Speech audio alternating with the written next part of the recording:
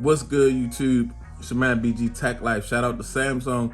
As you can see, we got the Samsung Galaxy Z Fold 4 on the desk, guys. Now, shout out to Samsung. They sent this over. So I'm going to start some coverage on this device, guys. Last year I had the Z Fold 3. This year I didn't pick up the Z Fold 4. I just went Z Flip 4. So now that we got this device, I really want to give it an honest try. This year, things may be a little different, guys. So last year I had it, loved it for a little while, then after a while it became awkward to me. Now with this device, I'm sick. It's a couple things that's making me actually want to really get into this device. And it's partially on me. Like, I have to really get into this device and make it usable.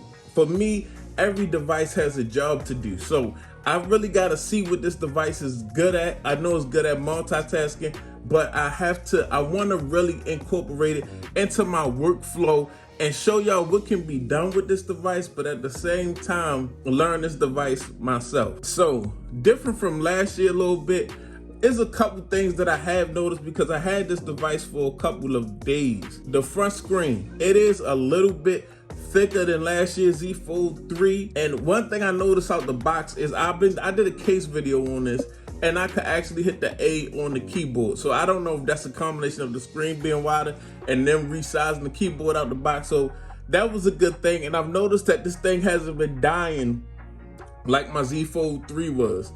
So with all that being combined, and I'm really having a good time with the Z Flip 4, guys, and some of the things I can do on that device. So I'm thinking I'm really having a good time with this foldable phone. Let me take the time out to really get to learn this tablet to phone foldable and really see what I can do with it. Now, I'm going to take the SIM card out of my S22 Ultra because I don't want to use two big Samsung devices side by side. That's pointless to me. So I'm going to be taking the SIM card out of the S22 Ultra, putting it in the Z Fold 4 and really setting my Z Fold 4. As you can see, I got a little, just some apps on here and stuff, but I really got to get it dialed in. There's a couple pluses to this thing that I like. I want to see if I'm going to get that feeling again that I got with the Z Fold 3, loving it, and then going back to not liking it so much. But one of the big parts of that was the battery life, and it was kind of awkward. But if I really put this to use and really find some uses for this device and really just am able to create with this device, then I have to come back and share that with y'all and let y'all know that my approach to the device or the way I look at the device may change, guys. And also, I'm one of those tech YouTubers. I'm not exactly a reviewer. I'm just on a tech journey. So I've become very, very attached to certain devices, guys. So it's hard for me to grow as far as other devices because I have a lot of devices laying around and I just pick up whatever setup at the moment, whatever I got a good workflow on, and I'll never just get rid of that so I can move on to the next device and fully indulge in the device, the pros and the cons. So with that being said, with me noticing the battery life and just a little like about that, typing the A when I'm using this thing. And also, I gotta definitely get me an S Pen case.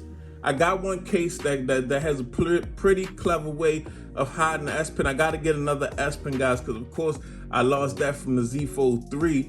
But we're gonna be having some Z Fold 4 content, and I'm really this time gonna try a little harder to really push this to the limit.